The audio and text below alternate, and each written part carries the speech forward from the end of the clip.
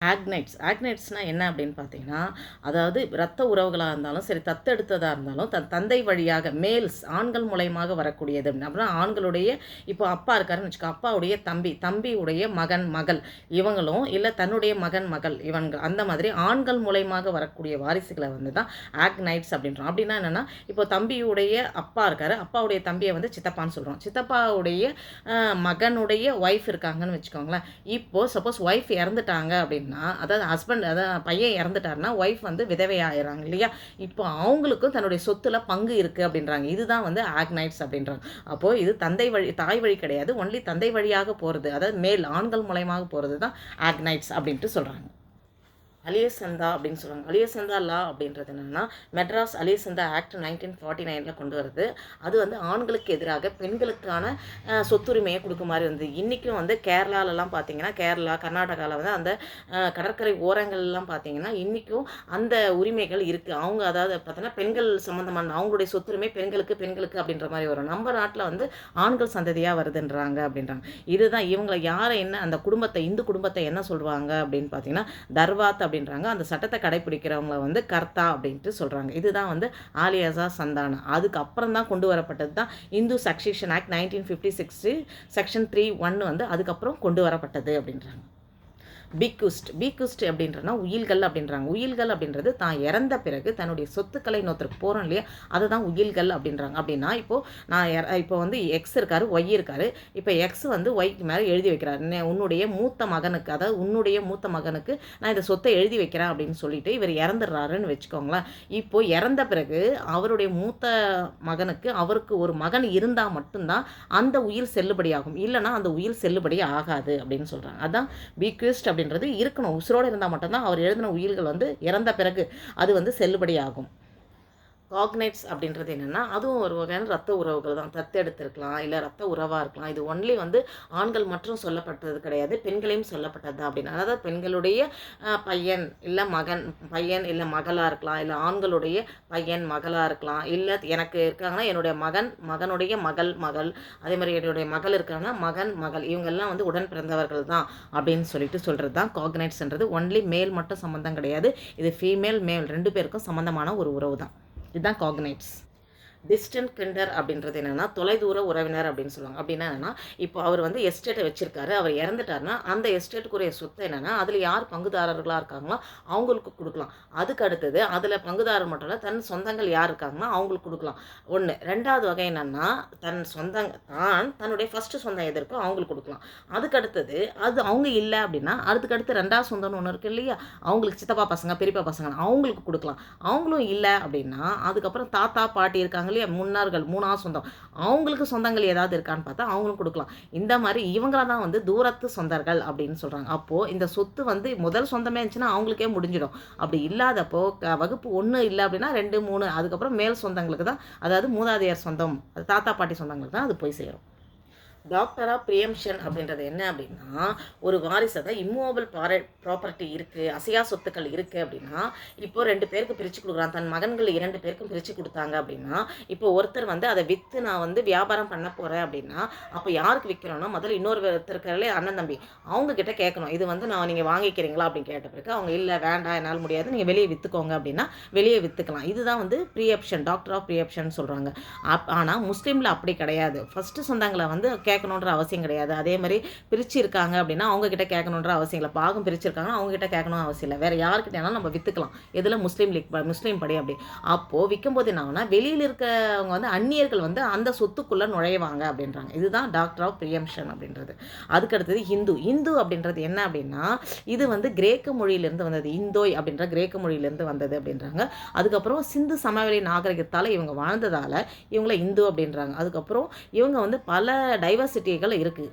எது டைவர்சிட்டி இருக்குன்னா, நிறைய மதங்கள் வந்து இதோட சேர்ந்துருக்கு அப்படின்றாங்க. அப்படின்னா என்னென்னா, வெரைட்டி ஆஃப் ரிலீஜன்ஸ் இருக்குது அப்படின்றாங்க. எதுலன்னா இந்துக்கல்ல அப்படின்றாங்க. அதுக்கப்புறம் அதாவது இந்து மேரேஜ் ஆக்ட் 1955 செக்ஷன் 2(3) யாரெல்லாம் கடைப்பிடிக்கிறாங்களோ, அதில் சட்டத்தில் சொல்லப்பட்டவைகள் யாரெல்லாம் கடைப்பிடிக்கிறாங்களோ அவங்கள வந்து இந்தியர்கள் அப்படின்னு சொல்கிறாங்க. அதுக்கப்புறம் இந்த கடைப்பிடிக்கிறவர்கள் வந்து எப்படி என்னென்ன பண்ணுவாங்கன்னா, இந்து விஷயங்களை கடைப்பிடிப்பாங்க, அதை பரப்புவாங்க, பிரச்சாரம் செய்வாங்க, இவங்க எல்லாம் தான். அது மட்டும் இல்லை, இவங்களை யாரெல்லாம் இதில் இருக்காங்கன்னா சீக்கியர்கள், ஜெயினர்கள், புத்தர்கள், இவங்க எல்லாருமே என்னென்னா இந்துக்கள் தான் அப்படின்றாங்க. ஆனால் யாரெல்லாம் இல்லைன்னா முஸ்லீம், கிறிஸ்டியன், பாரிஷியஸ், ஜேர்ஸு, இவங்கெல்லாம் வந்து இந்துக்கள் கிடையாது. சப்போஸ் இவங்க எல்லாருமே மாறி இருந்தாங்க, கன்வெர்ட் ஆகியிருந்தாங்க அப்படின்னா அவங்களையும் இந்துக்களாக ஏற்றுக்கொள்ளப்படுகிறது அப்படின்றாங்க. அதுக்கப்புறம் இந்து கெயின்ஸ் ஆஃப் லியர்னிங் ஆக்ட் அப்படின்றாங்க. அப்படின்னா என்னென்னா இந்துக்கள் மூலம் கற்றுக்கிட்ட ஒரு விஷயங்கள் அப்படின்னா ஒரு நபர் இருக்கார், அவர் தன்னுடைய சொந்த திறமையால் கற்றுக்கிட்ட விஷயங்கள், அதுக்கப்புறம் மூதாதையத்துக்கு இருந்து கற்றுக்கிட்டு சொத்துக்களை வாங்கியிருக்காங்க அவங்கக்கிட்ட இருந்து அப்படின்னா அது வந்து தன்னுடைய சந்ததிகளாக வரும். அது மட்டும் இல்லை, அது கற்றுக்கிட்டது மூலயமா அவர் குடும்பத்தில் என்ன பண்ணுவாங்க அப்படின்னா அதை தொடர்ந்து நடத்திக்கிட்டே வருவாங்க. அது மட்டும் இல்லை, தன்னுடைய தலைமுறை தோறுமே பார்த்தீங்கன்னா ஒருத்தர் இருப்பாங்க, அவங்க தலைமுறையில் இந்த வேலை செஞ்சாங்கன்னா அதுக்கு அடுத்து பார்த்தீங்கன்னா அந்த வேலையே தான் செஞ்சுக்கிட்டு இருப்பாங்க. இதுதான் வந்து இந்து கெயின்ஸ் ஆஃப் லியர்னிங் ஆக்ட் அப்படின்னு சொல்லுவாங்க. அது மட்டும் இல்லை, அவங்க ஏற்படுத்தின சொத்துக்கள் அந்த குடும்பத்தில் இருக்குது, அதாவது கூட்டு குடும்பம் தானே, எல்லாருக்குமே அது பொதுவாக இருக்குமே தவிர தனது தனிப்பட்ட சொத்து அப்படின்னு சொல்லிட்டு எடுத்துக்க மாட்டாங்க. ஸோ சம்பாரிச்சிட்டு வரதை குடும்பம் முழுசாகவே, ஏன்னா இது இந்து கூட்டு குடும்பம் அப்படின்றதுனால எல்லாருக்குமே அது வந்து செய்வாங்க அப்படின்னு சொல்கிறாங்க. லெட்டர் ஆஃப் அட்மினிஸ்ட்ரேஷன் அப்படின்றாங்க, அதாவது நிர்வாகத்தினுடைய ஒரு லெட்டர் வருதுன்றாங்க. என்ன அப்படின்னு பார்த்தீங்க, கடிதம் வருது அப்படின்னு பார்த்தீங்கன்னா, இப்போது ஒரு ரியல் எஸ்டேட், அதாவது ஒரு எஸ்டேட் வச்சுருக்காருன்னு வச்சுக்கோங்களேன். சப்போஸ் திடீர்னு அவர் வந்து இறந்துட்டாரு அப்படின்னா இப்போ அவருக்கு வந்து சொல்லிட்டு போகிறார், எனக்கு அடுத்து வந்து இந்த எஸ்டேட்டை மேனேஜ் பண்ணுற பொறுப்பு உங்களுக்கு இருக்குது அப்படின்னு சொல்லிட்டு கொடுத்துட்டு போவாங்க. இப்போது அப்படி யாரும் இல்லை அப்படின்னா கவர்மெண்ட்டே என்ன பண்ணணும்னா கோர்ட்டை வந்து அதை எடுத்துக்கும், அட்மினிஸ்ட்ரேஷன் நிர்வாகமே என்ன பண்ணணும் வந்து எடுத்துக்கிட்டு அதுக்கான எஸ்டேட்டை நடத்துறதுக்கான நிர்வாகத்தை ஏற்படுத்தும். சப்போஸ் எழுதி வச்சுட்டு போனார், இவர் தான் மேனேஜ் பண்ணணும் அப்படின்னு ஒருத்தர் எழுதிப்படுத்திட்டு போனார்னா அவர் வந்து என்னால் முடியாது, என்னால் செய்ய முடியாதுன்னு சொல்லிட்டு அதை விட்டுட்டு வெளியே வந்துட்டாரு அப்படின்னா அப்போவும் என்ன பண்ணணும், அட்மினிஸ்ட்ரேஷன் எடுத்துக்கிட்டு அங்கே என்னெல்லாம் பண்ணணும் ஏது பண்ணணும்னு சொல்லிட்டு ஒரு அட்மின் வந்து கொஞ்சம் அனுப்பும். என்ன அனுப்பணும், நிர்வகிக்கும். என்னென்னா அதுக்கு தான் வந்து லெட்டர் ஆஃப் அட்மினிஸ்ட்ரேஷன், அந்த நிர்வாகத்தினுடைய கடிதத்தை அனுப்பும், இதைப்படி இது செய்யணும் அப்படின்னு சொல்லிட்டு. இதுதான் வந்து லெட்டர் ஆஃப் அட்மினிஸ்ட்ரேஷன் அப்படின்னு சொல்கிறது. மனுஸ்மிருதி அப்படின்றது என்ன அப்படின்னு பார்த்தீங்கன்னா, இது பழமையான இந்துக்கு அதாவது மனுஸ்மிருதி அப்படின்றது என்னென்னா தர்மசாஸ்திரத்தில் பழமையான ஒன்று தான் மனுஸ்மிருதி அப்படின்றது வந்து. இது யார் கொண்டு வந்ததுன்னா சான்ஸ்கிரிட்டில் எழுதுனது, ஃபஸ்ட்டு சான்ஸ்கிரிட்டில் எழுதவன் யாருன்னா British rule of India 1794 sir William Jones அப்படின்றவர் தான் இதை கொண்டு வந்தார். முதல்ல மொழிபெயர்ச்சார் இந்துக்களில். இந்திப்படி அந்த சமஸ்கிருத அதாவது மனுஸ்மிருதி படி தான் இந்துக்களில் நிறைய தகவல்களை கொண்டு வந்தாங்க. அது மட்டும் இல்லை, இதை நியாயப்படுத்துது, ஒரு 4 வகையினரை நியாயப்படுத்துது. மதங்களை என்ன நியாயப்படுத்துது, காஸ்ட் சிஸ்டத்தை, ஜாதிய நியாயப்படுத்துது அப்படின்னு பார்த்தீங்கன்னா பிராமின்ஸ், சத்தியர்ஸ், வைஷ்யஸ், சூத்தர்ஸ், இவங்க 4 பேரை நியாயப்படுத்துது. இவங்க என்னெல்லாம் செஞ்சாங்க, என்ன ஒழுக்கமாக வாழ்ந்தாங்க, என்ன ஒழுக்க முறையை கடைப்பிடிச்சாங்க, என்னெல்லாம் செயல்கள் செஞ்சாங்கன்றத மொத்தத்தையுமே இந்த மனுஸ்மிருதியில் நம்ம பார்க்கலாங்க.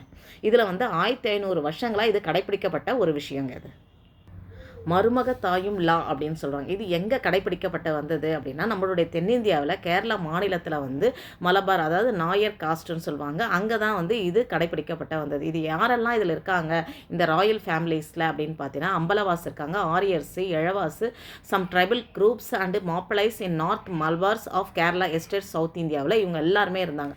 இவங்க அது மட்டும் இல்லை, அங்கேருந்து ஸ்ரீலங்காவுக்கும் போனாங்க, அங்கேயும் இது பரவலாக இந்த மருமக தாயும் லா வந்து பரவலாக இருந்துச்சுன்றாங்க.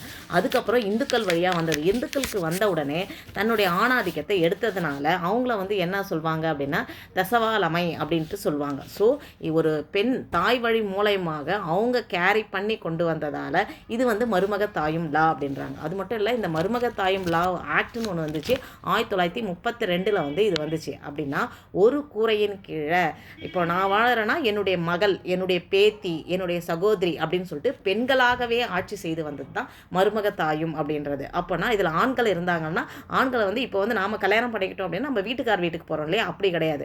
இந்த மருமக தாயும் லா வந்து நம்ம கல்யாணம் பண்ணிக்கிட்டோம்னா வீட்டுக்கார் தான் நம்ம வீட்டுக்கு வருவாங்க. இதுதான் வந்து மருமக தாயும் லா அப்படின்றது. அப்போது சிஸ்டர் கல்யாணம் ஆகுனா அவங்க வீட்டுக்கார் தான் நம்ம வீட்டுக்கு வருவாங்களே தவிர அவங்க வீட்டுக்கு போக மாட்டாங்க. இது வந்து கேரளாவில் இன்றைக்கும் நடந்துக்கிட்டு இருக்க ஒரு விஷயந்தாங்க.